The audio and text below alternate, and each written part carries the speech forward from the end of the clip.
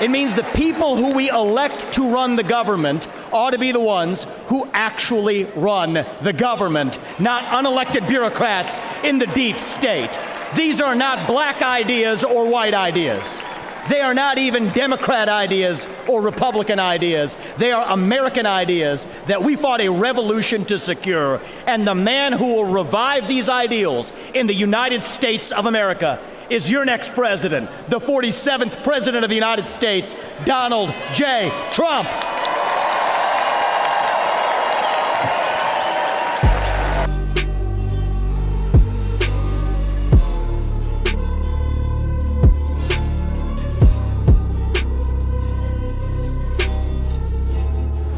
Day two of the convention. It feels very historic. I think it still has a unique mood here. It's a mix of joy, but also a mix of some bittersweet from yesterday and what happened on Saturday, casting that pall. But I think it did a good job of yesterday, sort of turning the page on that to the vision for where we're headed in the future. So I'm excited about it.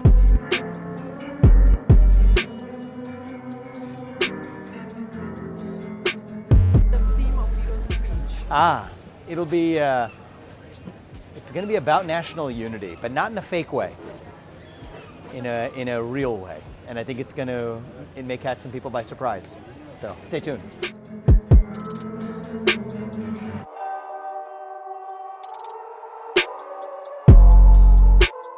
Firstly, the general climate of this convention during a time of extraordinary, if not crisis, then transition for the party. Can you tell me what, I'm an outsider here, I'm not from your country, I'm not a part of this political movement, even though much of your campaign was built on anti-establishment rhetoric. But I sense now that you are becoming very much a sort of cherished figure of the inner circle of the Republican Party. How does that alter your perspective on the establishment? And do you think that the appointment of J.D. Vance means that this party is now full MAGA, and that you no longer have the same concerns about what you previously called the Republican Party establishment and your concerns about its funding?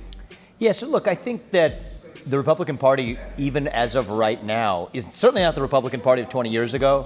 It even wasn't the same, it quite literally isn't the Republican Party of last year. There's different people who are running it, there's different people who are in charge.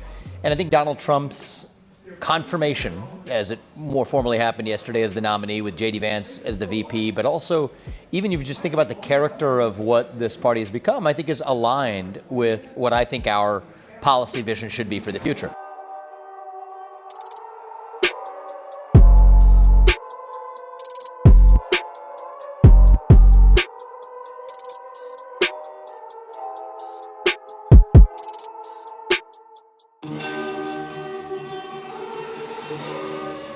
Do you think it's healthy for the GOP, the fact that everybody basically agrees on everything and there's no more any sort of discussion or disagreement within the party? I respectfully disagree with that characterization.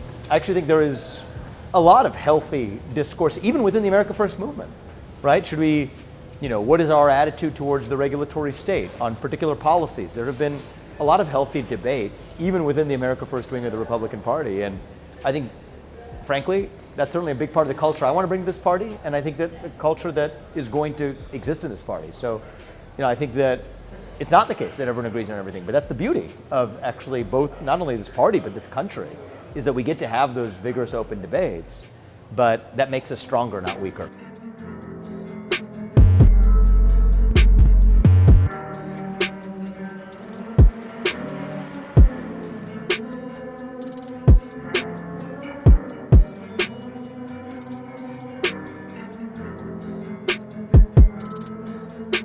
We don't have to be at the end of the ancient Roman Empire as we're taught to believe.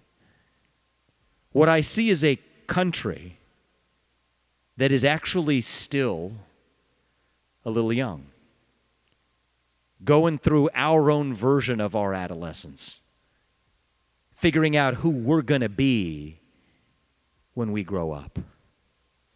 Still that country where I said it's not morning in America and I meant it, but we still can be that shining city on a hill.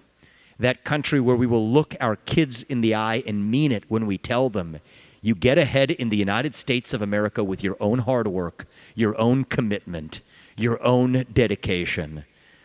and that, you know what, you are free to speak your mind at every step of the way. That is the American dream. That is what we are running to, and with your help, that is what we will revive to save this great nation. Thank you all. God bless you and your families and your children, and may God bless our United States of America. Thank you all. I appreciate it. Thank you all. Thank you.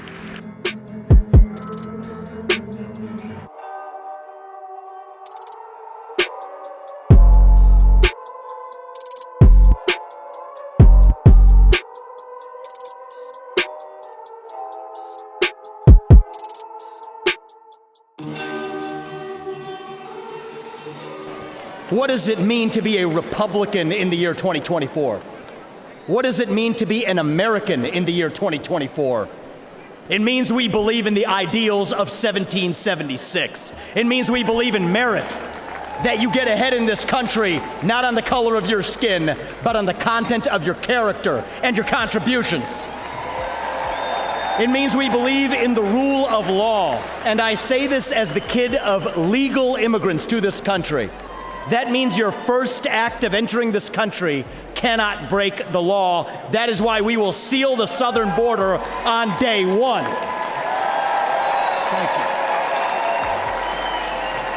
you. It means the people who we elect to run the government ought to be the ones who actually run the government, not unelected bureaucrats in the deep state. These are not black ideas or white ideas.